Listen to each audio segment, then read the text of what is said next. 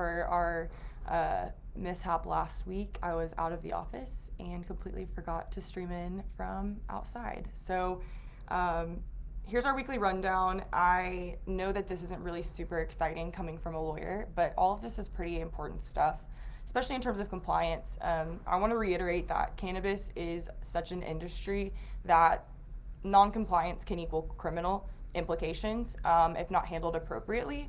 And I just want to reiterate that just because it is legal here in the state, that there are still conflicts of law happening, and there's still a lot of pushback coming from court systems, the federal legislature, all of these things. So there's a couple things I wanted to touch on this week. The first being certificates of compliance. This is something that is needed for every OMMA application. If you stack licenses with different license names and owners on one property, you still need a new COC. This is supposed to detail every owner that is on the license. This has to be done at least one time. You have to do it before you apply for your first license. Now, thankfully, OMMA has passed a law that if you have no updates to your ownership or your structure, meaning your facility, then we can go ahead and provide an attestation for the new renewal license, and we do not need to go to the city and get a new COC. However, if there has been any ownership changes, if there has been any structural changes, meaning you put up a wall, you took down a wall, that requires new inspections. And I know that not a lot of you want to hear that, and I know how inundated all the inspectors are for municipalities. So I want to be very clear that you need to start this early. I know OMMA won't allow you to resubmit your renewal more than 60 days ahead, but as of right now, it's looking at about 60 days for all the inspections to take place without really harassing them. The inspections that need to take place are building, electrical, mechanical, plumbing, and then your status check for your industrial waste. And those can be done online through Oklahoma City if you're here in Oklahoma City, but every municipality is different. Whether you're in county, whether you're in city, it's all going to be different standards. If you need help, obviously, navigating these things, we're here to help. Make sure that you're contacting someone with proper knowledge, I'll say, because even sometimes city clerks and county clerks, they don't have an obligation to do research for you, and they're not supposed to give you legal advice. So just be careful. And as I said, inspections are backed up right now, so make sure you remember that these people are necessary to facilitate your compliance. So don't come at them all hostile in the beginning. Remember too that as of July or November, I can't remember, but the law has been passed that you only get one rejection by OMMA at their discretion.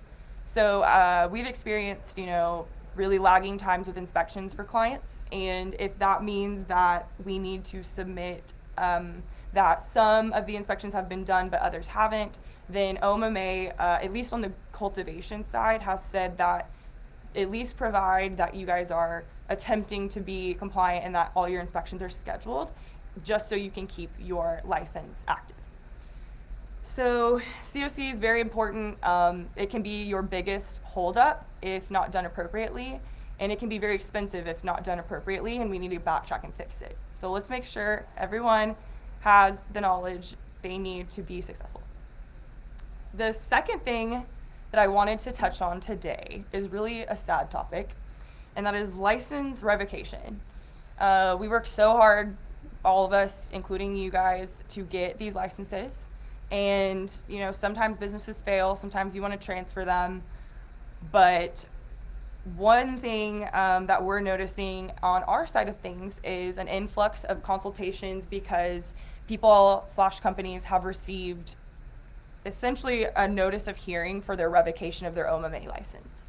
I believe that most of them, at least 90% of them, have been because no one filed the appropriate OB&DD attestation for financial disclosures, and that immediately is, I guess, ticked them off and they mass filed. You have 60 days after you obtain your OB&DD license to do your foreign attestation. It is online, it is very simple, and it is just detailing if you are receiving essentially foreign capital, meaning out of country. So very important, very easy thing to do, and very preventable. So, it's just one of those things that if you're taking care of licensing yourself, make sure you're, we call it docketing, but make sure you're calendaring certain deadlines, or just do it that day. You get your OB&DD, the very next day you're allowed to file your attestation. So make sure you're doing this just in a timeline, and don't forget about it, because obviously we're going to have to fight all of these revocations. It is in front of an administrative judge. It is an administrative hearing. It is done, the ones that we have are done at the courthouse, but it can be done elsewhere for administrative purposes. And typically, once you receive notice, you have a response required within a certain amount of days. Do not wait to contact counsel past the deadline of your response. Ignorance is not the best excuse for stuff like this, and we can only help you so much given our timeline. But we've received consults where the administrative hearing is within a week, and it's not that we can't do it, but there's very little for us to help you with, and a lot of arguing for us to do to try and beat that. So just be on notice that OMMA is auditing the shit out of people right now. OB&DD is also doing the same thing. I worry more when OB&DD comes knocking, because they are quasi law enforcement, and OMMA is allowed to administer penalties, and they will be doing so, I believe, moving forward. So be very careful. Each audit ding can be a fine. There can be greater fines if you go on and ignore that, or have multiple issues with fixing this. So be very careful. It can be very expensive. If you need help with assisting that, we are obviously here for you. I'll reiterate that. That is not a very exciting thing for us. It's definitely not happy. We want to get you licenses. We don't want to have to argue that it shouldn't be revoked. We've also had some people that wish to surrender their licenses, which is new. Typically, this is because they are so far from compliance that they're not able to transfer. Maybe they are super behind in taxes, and buyers don't want to take on that responsibility. Or maybe there was criminal actions going on under the license to which they feel like they can't repair that from an employee or whatever. You're allowed to surrender a license. I would recommend hiring somebody, legal counsel, to do a surrender, because it's not just OMMA. They also want you to detail reasons for the surrendering of license, and it's tricky in terms of liability. I don't want you guys doing that yourself without a little bit of guidance in order to protect yourself and your personal liabilities, just in case the reason you are surrendering is because of non-compliance issues that could be quasi-criminal if not handled. Typically, after an audit and you receive a notice based on the audit, a letter that they should have been issuing over the past couple of years, but now they are starting to do so. And like I said, it's not just OMMA. You're going to have to do OB&DD, OSDH if you're a processor or dispensary, Department of Agriculture if you're a grower or selling clone.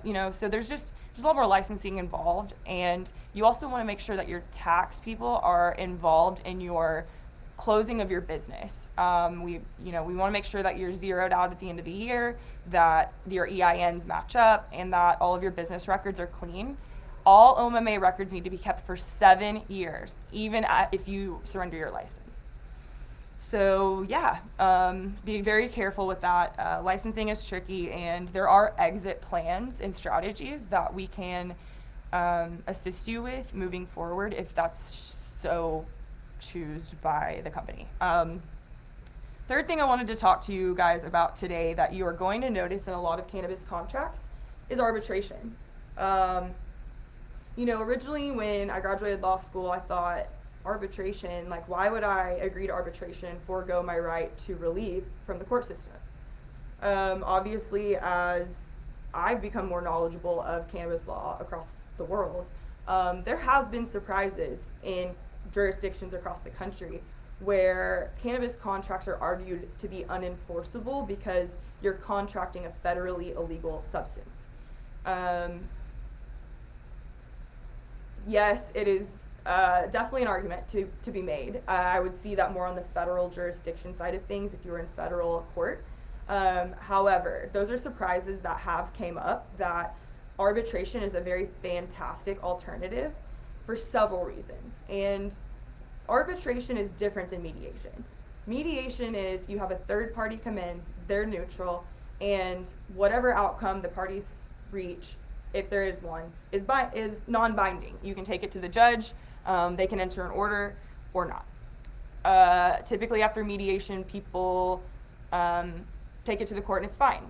Sometimes it's not. Sometimes after mediation, things arise or the parties thought on it and they don't really like the binding agreement that they settled on. That's why arbitration comes in to be important, because arbitration is done by a third party, but it is binding. Whatever settlement that the parties come to is binding.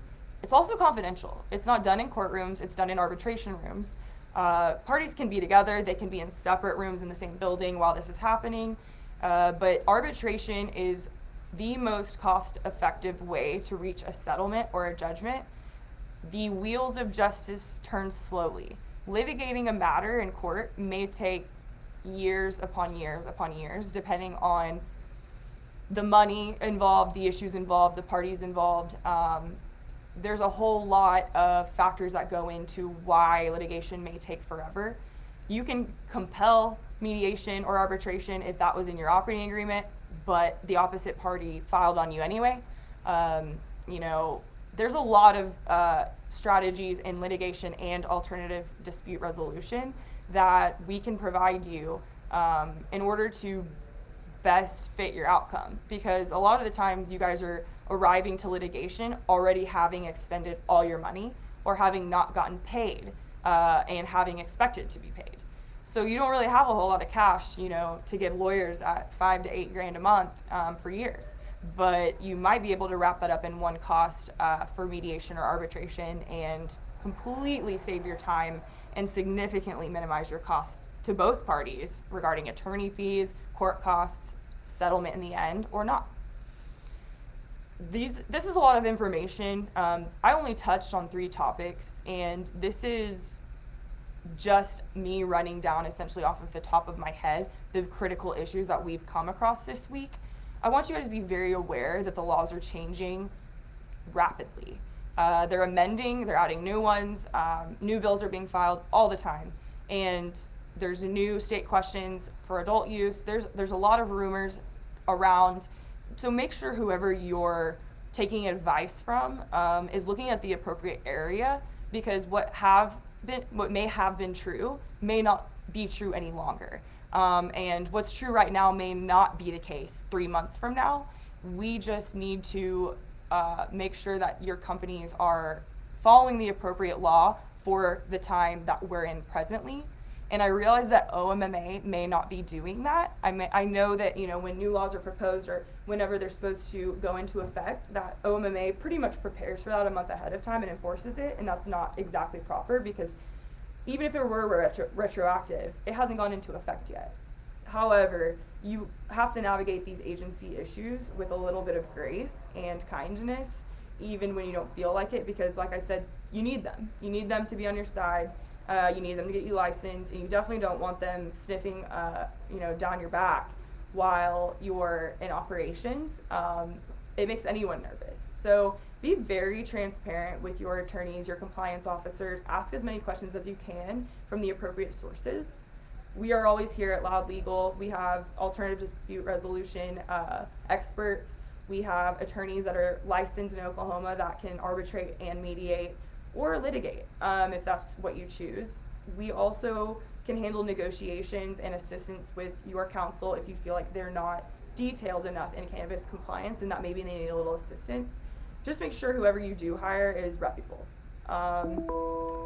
It's almost the holidays, so I hope everyone is staying compliant, staying safe, staying warm in this weird Oklahoma weather. I hope that moving forward, OMMA, OBNDD, and all these agencies are more transparent with